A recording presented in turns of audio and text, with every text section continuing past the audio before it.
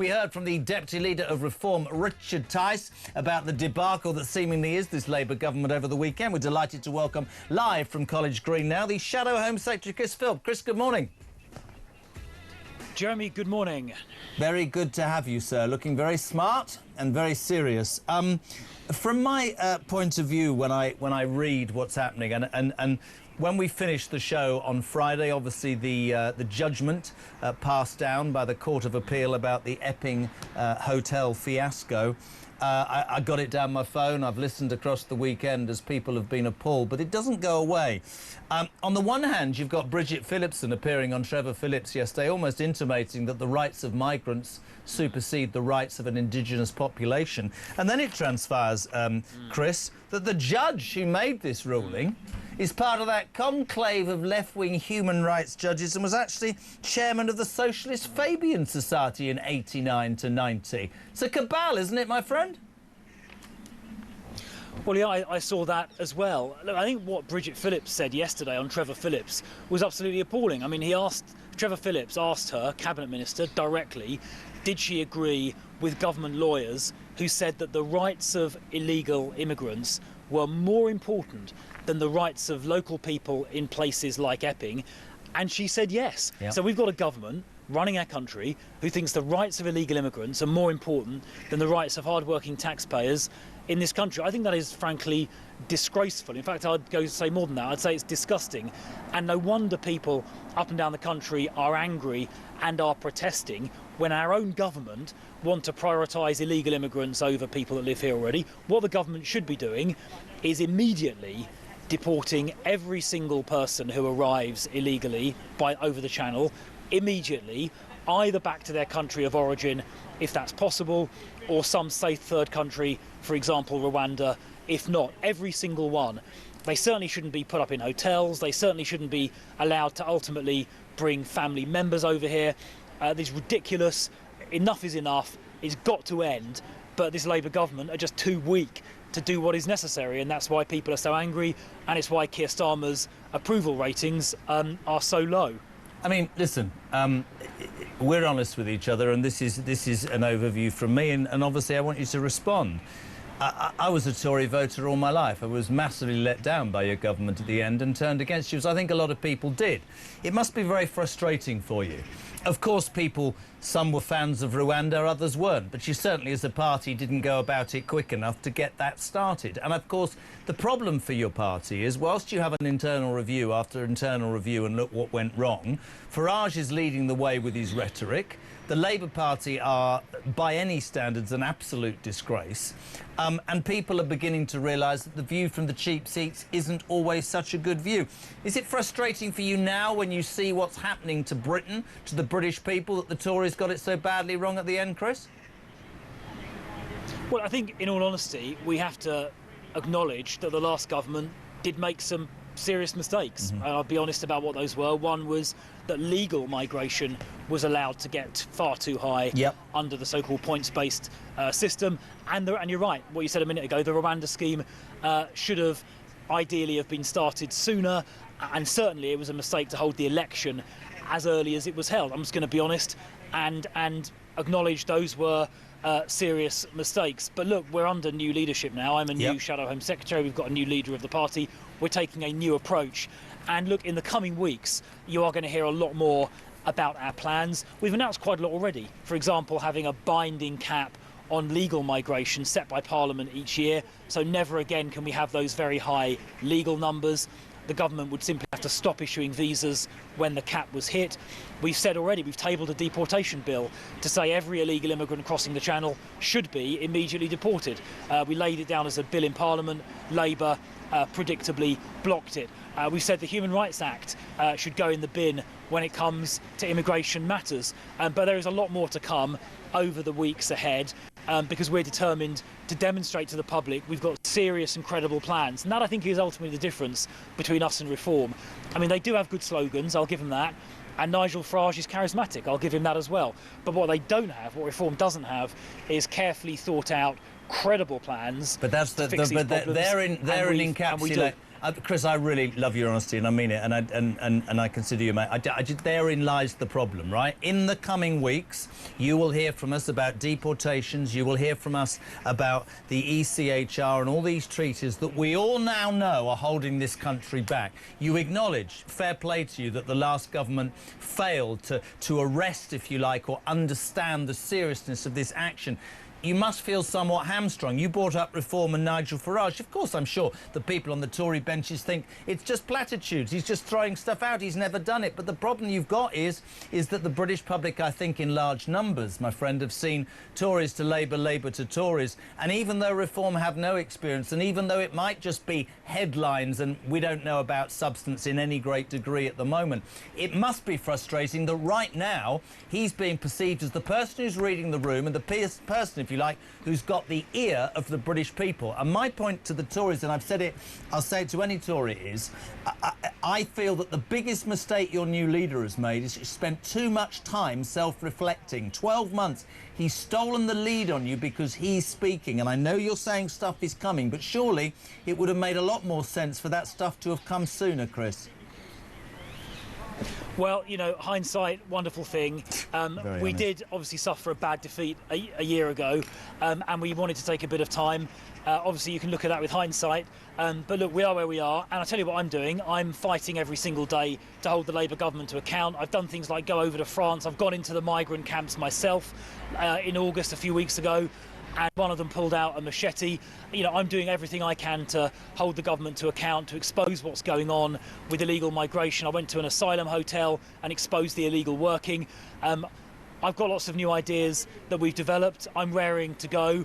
And I think the party is raring to go as well. And this autumn, I think you're going to see a changed Conservative Party that is really going to be firing on all four cylinders. Just very quickly, holding the government to account, Three Pads Rayner, or the Minister for Housing herself, as Mike Graham now calls her, which I thought was genius. It is unbelievable, and there's a great article on page 10 by Mr. Wooding this morning, just the piece in the Sun, and he says that when Angela Rayner first came to public prominence, she seemed like a breath of fresh air. A single mum who'd worked her way up from a council house upbringing. This is what she told us, and she'd done well, and she became the Deputy Prime Minister. Some of what's being written and found out about these three apartments, places, whether it's council tax, whether it's the boyfriend being involved with loans and all this in a wealth management fund. What an appalling, hypocritical look for a party that called your party scum, for a woman who spent her entire time saying, oh, the rich boys are out now, we're going to deal with working people. I don't know a working person to this day now who would think that Angela Rayner speaks for them, Chris. Well, you're absolutely right. I mean, she's done all kinds of very strange things that look like flagrant tax avoidance, like she's put one of her houses into some kind of trust, which by amazing coincidence is exactly on the threshold to avoid tax. It looks like she's done a shuffle, flipping the designation of her principal residence to avoid additional stamp duty. She has some serious questions to answer. She needs to come clean about what's going on, and she is definitely, at a minimum, guilty of flagrant hypocrisy for undertaking all of these brazen shenanigans to avoid tax, while serving as part of a government slapping the rest of us with massive tax increases at every opportunity, while performing absurd contortions to avoid tax herself, it would seem. But she needs to come clean. Couldn't agree more. And Chris, I know you're a busy man. We really appreciate your time this morning. Chris Philp, Shadow Home Secretary. Very honest, very candid there, leading the Tory fight back. He says 0344 499 1000. Text to 87222. My next guest I'm going straight to was an MP for 30 years, Deputy Speaker of the House of Commons, but ended up working, sadly, in a little chef, heading north towards Stafford. I rescued him. I put him on radio. He's now got a regular gig, a book, and he flies around the world. Nigel Evans, good morning. Good morning, Jeremy. How are you? Where are we today, dear? Where are you? No, I'm still in London. In London. Off to Sweden on Wednesday. Of course you are. The world tour. When's the book ready? Is it going to be out for Christmas? I doubt it, but it'll be early next year, I think. I'm off to Spain in September for 3 weeks to really... I'm up to 17 chapters, and then Spain hopefully will get the rest of the book done. So you won't have to wait long. Good man. Great to have you on. We use you on Drive the whole time. It's great to have you here. Nigel, Where should we start? Let's start with last Friday, because I was at home having done breakfast when that judgment came through from Mr. Justice Bean, who turns out, by the way, to be a left-wing human rights lawyer and was the chairman of the Fabian Society, which is a well-known socialist organisation from 89 to 90. So whilst sane people in Epping and people across the UK were thinking, no, come on, surely our government's not going to go against the wishes of a local community to favour migrants, Starmer presumably was sat somewhere in 10 Downing Street rubbing his hands, knowing that one of his lefty mates was going to deliver exactly what he wanted last week. Yeah, I think he's in the same chambers as Sherry Blair as well, isn't he? So and Lord Herman, the what's it, isn't that right? The Attorney General. I understand he's been referred by another lawyer, so that's going to be investigated. I think there was 3 of them that made the decision, but it's the wrong decision in my book. And indeed, I think Yvette Cooper was rather silly in appealing, because at the end of the day, Jeremy, tell me if I'm wrong, but I thought that they wanted all these hotels closed. And yet to take a local authority that is fighting on behalf of their residents to court in order to keep the hotel open, I think is absolutely pathetic and disgusting, quite frankly. Somebody said to me that this smacks of them not having a plan, which I completely agree with. I don't think they had a plan on an awful lot. But actually, the optics. You know, whether this is made far worse by press, but the optics of saying, and let's not even call them protesters. Let's talk about mothers standing on street corners with banners saying, we are concerned as to the safety of our teenage girls because allegedly there are 2 sexual assaults, right, in this area, and we have concerns that unvetted men are coming in and this could happen. And the government goes, we don't actually care about the rights of you or the safety of your children. We're more as Bridget... Can we play this again, Nigel? Because I've got to play this to you. This is Bridget Phillipson, oh dear, on asylum seekers on Sky News yesterday. Have a watch, have a listen.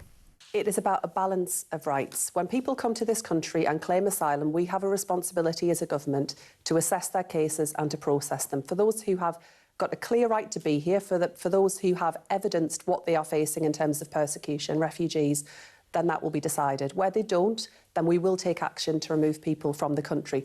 So we do have a responsibility to process those cases and yes, and to the provide... responsibility to those asylum seekers is more important than the responsibility to those who live locally. Our responsibility to those who live locally is also important as well. Nigel, I've said it 4 times this morning already, also as an afterthought. To me, that interview smacks of our priority is asylum seekers, not Brits. Well, that's what she's just said. And you've just had Chris Philp, you've just interviewed Chris, Jeremy, and he said, listen, we got some things wrong, right? He admitted that. What you've just heard Bridget Phillipson say, let's fast forward 3 years when the Labour Party have been kicked out, and I can imagine her being interviewed by you on College Green. Well, she'll say, yeah, we did get some things wrong. And what she just said was one of them. You cannot put the rights of illegal asylum seekers coming into the United Kingdom above those of the indigenous population who pay their taxes, work hard, and that's what she's just done. So that's one of the big mistakes. This is one of the reasons why the Labour Party are going to get booted out at the next election. I couldn't agree more. To me, it's almost profoundly, it's just deaf. But let's talk about Mr. I just, the whole thing to me smacks of Starmer. I don't even know he's not got any plan or he hasn't got the intelligence. You know, he's attacking in front of the Mirror today, right? I'll defeat Farage's scare tactics. Now, whether you support Nigel Farage or not, even Chris Philp admitted that he's managed to grab the limelight with just 4 MPs. They speak, it seems, about the things that matter to people. They are proactive, not reactive. We've talked many times about how Kemi needs to hurry up.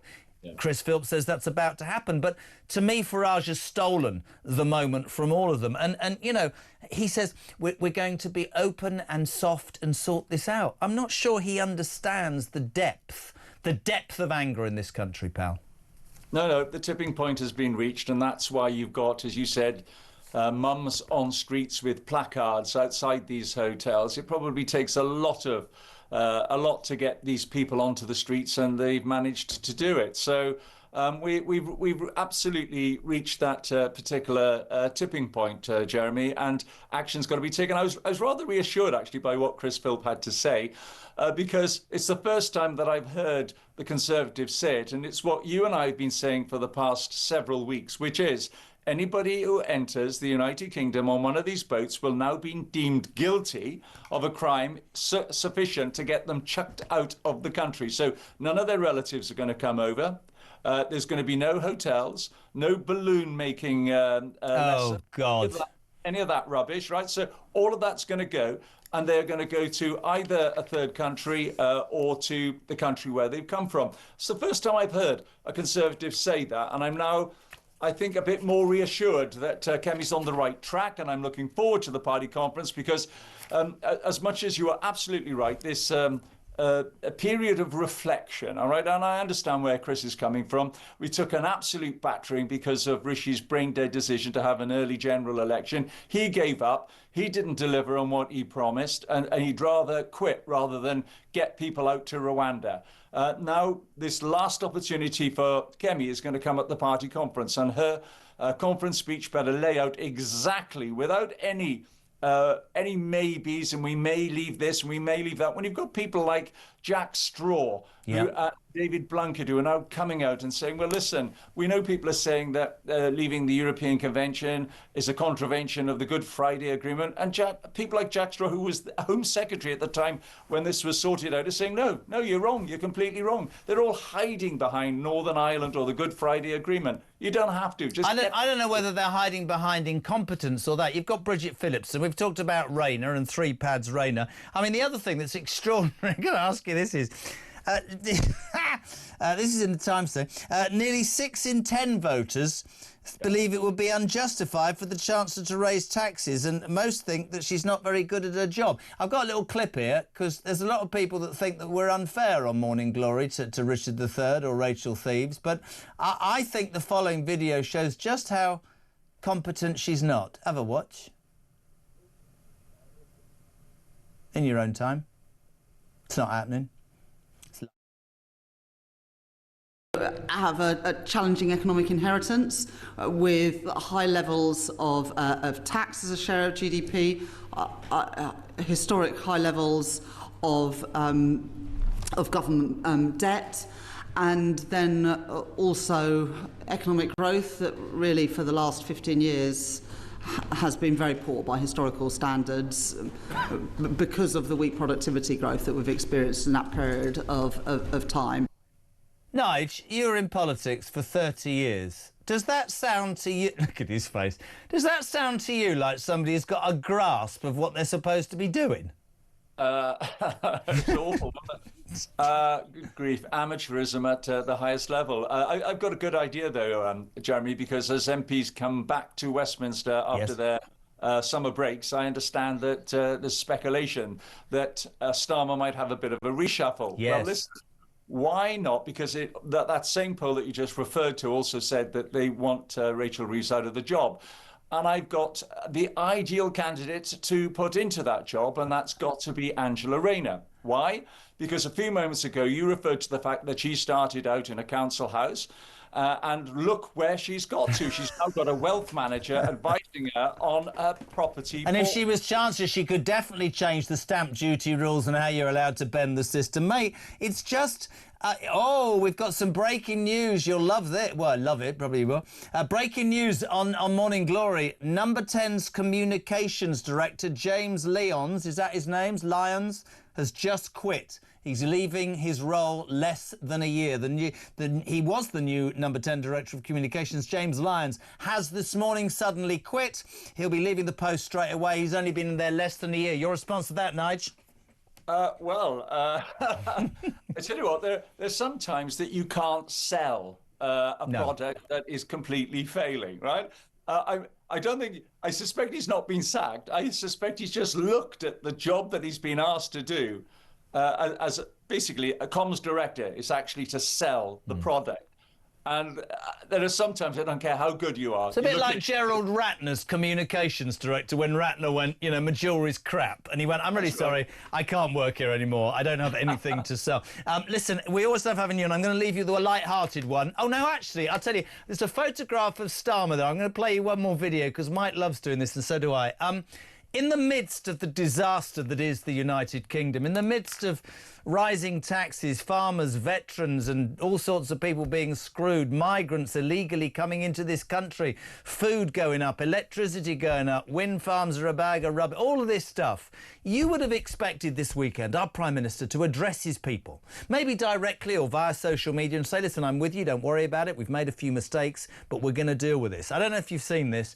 This was released by the Prime Minister on TikTok over the weekend. And I want you to keep the camera, get rid of me, keep the camera on Nigel Evans's face, because this is unbelievable. Take it away, Sir Dreary. Before your wedding day, everyone says it's going to be the best day of your life. And yeah, you think, well, I'm not sure. What about when Arsenal won the double? He's the coolest man in European football.